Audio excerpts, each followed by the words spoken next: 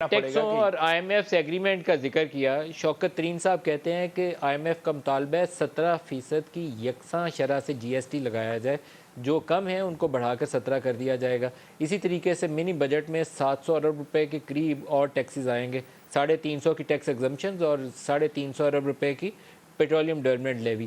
یہ منی بجٹ اور 17% جی S T, اس کا کیا امپیکٹ ہوگا اکانومی پہ؟ ندیم بھائی دیکھیں, جو سیلز ٹیکس ہوتا ہے وہ کیونکہ غریب ترین لوگ پاکستانی جو ہیں وہ اپنی آمدن کا تقریباً پورا حصہ خرچ کر دیتے ہیں, تو ان کے اوپر سب کے اوپر سیل ٹیکس لاگو ہوتا ہے. حکومت نے کچھ کھانے پینے کی, اگر آپ کھلا گوشت لیتے ہیں, مرغی وغیرہ لیتے ہیں, تو اس کے اوپر گوشت نہیں, باقی ہر پیکج فوڈ کے اوپر ٹیکس لگا دیا ہے.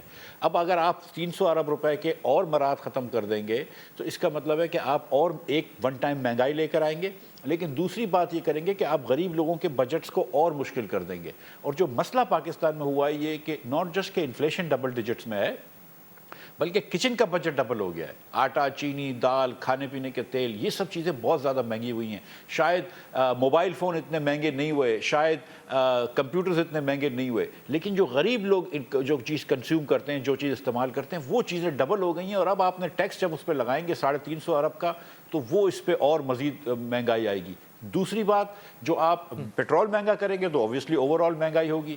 تیسری بات, جب آپ نے کہا کہ ہم 200 ارب روپے کم کریں گے پبلک سیکٹر ڈیولپمنٹ سے, تو جب آپ ترقیاتی کام کم کریں گے آپ کیا کریں گے؟ آپ جو روڈ بنا رہے تھے وہ نہیں بنائیں گے, آپ کچھ برج بنا رہے تھے وہ نہیں بنائیں گے, آپ کچھ ڈیم بنا رہے تھے وہ سست روی ہو جائے گی.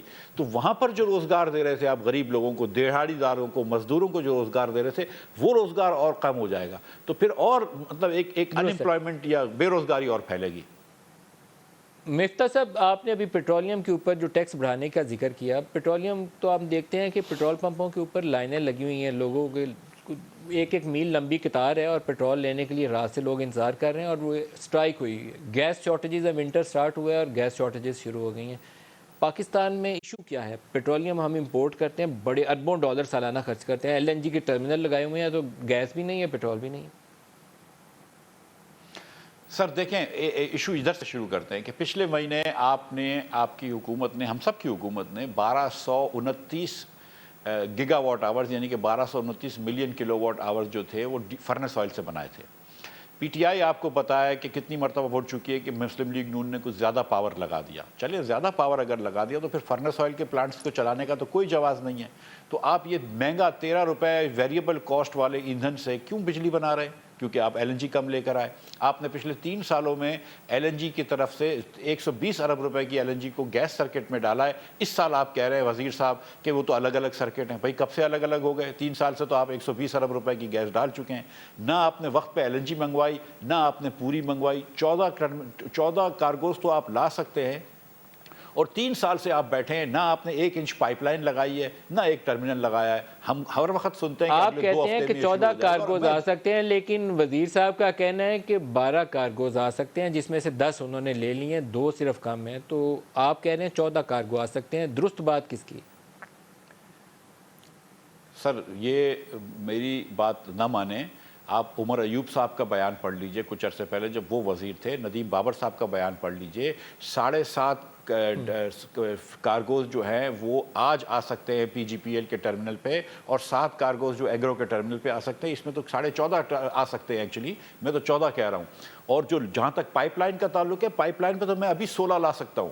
ہم تو بغیر پائپ لائن کے 4 لے کے آتے تھے, سواپ کر لیتے تھے. آپ کراچی میں ڈال دیجئے 4, اور اگر آپ کو اوپر لے کے جانا ہے تو آپ ساون پہ سواپ کر لیجئے. یہ کوئی لمبی چیز تھوڑی ہے, کوئی راکٹ سائنس تھوڑی ہے. آپ ٹرمینل جو, اور آپ کو پتا ہے کہ کچھ عرصے پہلے سکویا کی ایک شپ کھڑی ہوئی تھی جو 9 کنٹینر لا سکتی تھی, 9 کارگوز. تو آپ 16 کارگوز لا سکتے تھے. آپ نے وہ شپ واپس بھیجی تاکہ کوئی اور ٹرمینل لگائے. یہ سر اس میں کچھ کرپشن شامل ہے, لیکن اس میں بہت ساری نااہلی شامل ہے. میں نہیں خدا نہ خواستہ پیٹرولیم منسٹری کی کرپشن نہیں کہہ رہا ہوں, حماد بھائی کو میں بالکل نہیں کہہ رہا ہوں, لیکن پورٹ پہ آپ کو پتا ہے کہ وہاں پہ کرپشن شامل ہے. ایک اور چیز کی وضاحت کریے. آپ کہتے ہیں کہ تاخیر کی, شوکت ترین صاحب نے بھی کہا کہ وقت پہ نہیں ہم لے سکے, آپ بھی کہہ رہے ہیں تاخیر کی. تاخیر ہوئی ہے, انکمپیٹنس ہے, کیا مسئلہ کیا ہے؟ کیوں اگر گیس مل رہی تھی تو لی کیوں نہیں؟ پتہ تھا پچھلے سال ونٹر میں کرائسس آیا تھا, اب تو ہمارے پاس ایک لیسن تھا لاسٹ ونٹرز کا. سر یہ لاسٹ ونٹر کا کرائسس نہیں ہے. پنجاب میں کے پی میں 200 سال سے مطلب ہزاروں سال سے سردی پڑتی ہے. ہم کو 20 سال کا 30 سال کا کوئی گیس کا تجربہ ہے, 40 سال کا, کہ وہاں پر 1500-1600 ملین کیوبک فٹ گیس کم از کم چاہیے ہوتی ہے. یہ ڈومیسٹک کی اتنی ڈیمانڈ پڑ جاتی ہے. ہم کو کوئٹہ میں چاہیے ہوتی ہے, ہمارا ساؤتھ میں چاہیے ہوتی ہے. مطلب یہ کس کو نہیں پتا ہے؟ یہ مطلب یہ کیا نئی بات پتا ہے ہم کو؟ کیا ہم کو یہ نہیں پتا کہ ہماری گیس ڈپلیٹ ہو رہی ہے؟ کیا اگر پتا ہے تو پھر گیس لیک کیوں نہیں؟ سر یہ تو میں تو اس کا جواب نہیں دے سکتا ہوں, لیکن میں یہ سمجھتا ہوں کہ دیکھیں یہ اس وقت اس بات کی بحث جو وزیر کرتے ہیں نا ان پی ٹی آئی کے, کہ بس مطلب یہ کہ نہیں گیس کی شارٹیج نہیں ہے یا ضروری نہیں تھا لینا یا ہم نے غلطی کری, یہ غلطی مان کے آگے بڑھ جانا چاہیے کہ بھائی غلطی ہو گئی ایک مرتبہ, پھر یہ تیسرے سال پھر غلطی ہو گئی, یہ مان لیں غلطی. یہ وہی والی بات ہے کہ ہم روز سنتے ہیں کہ مہنگائی دنیا بھر میں ہے.